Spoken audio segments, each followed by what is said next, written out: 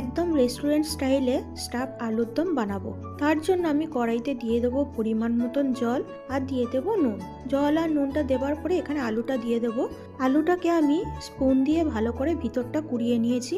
আপনারা পিলার দিয়েও করে নিতে পারেন।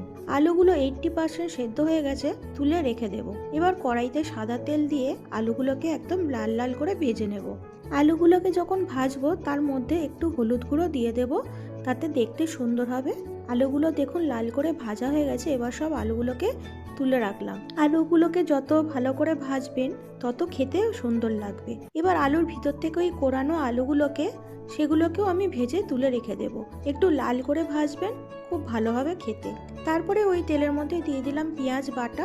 আমি এখানে পুরটা রেডি করছি। দিয়ে দিলাম রসুন বাটা, আদা কাঁচা লঙ্কা বাটা, হলুদ গুঁড়ো, লঙ্কার গুঁড়ো, ধনে জিরে গুঁড়ো, নুন।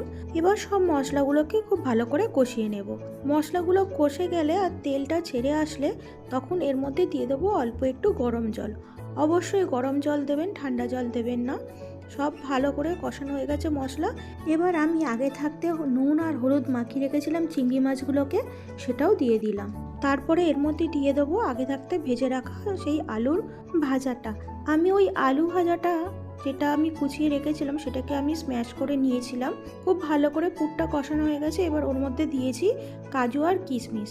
এদিকে আমি যে আলুগুলোকে ভেজে রেখেছিলাম সেটাও ঠান্ডা হয়ে গেছে। পুরটাও ঠান্ডা করে নিয়ে আলুর মধ্যে ভরে দিলাম। তবে হ্যাঁ, পুর বেশি চেপে চেপে ভরবেন না। সব আলুগুলোর মধ্যে পুর ভরা হয়ে গেছে। এবার আমি গ্রেভি বানাবো। ওই আলু ভেজে রেখেছিলাম ওই তেলের মধ্যেই দিয়ে দেব গোটা গরম মশলা, পেঁয়াজ বাটা। পেঁয়াজটাকে একটু ভালো করে লাল করে ভেজে নেব, যাতে পেঁয়াজের কোনো গন্ধ না থাকে।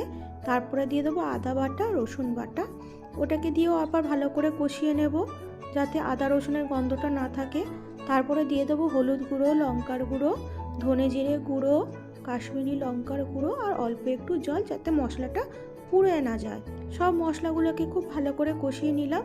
এবার দিয়ে দিলাম নুন আর দিয়ে দিলাম কাজু আর পোস্ত বাটা আর টক দই। টক দইটাকে আমি ভালো করে ফেটিয়ে রেখেছিলাম, না হলে এইটা যখন দেবেন তখন ফেটে যাবে। সব মশলাগুলো কষানো হয়ে গেছে। এবার দিয়ে দিলাম জল দিয়ে গ্রেভিটাকে খুব ভালো করে ফুটিয়ে নেব। গ্রেভিটা খুব ভালো করে ফুটে গেছে, ওপরে তেলও ভাসছে। এবার দিয়ে দিলাম আলুগুলোকে দিয়েও খুব ভালো করে ফুটিয়ে নেব।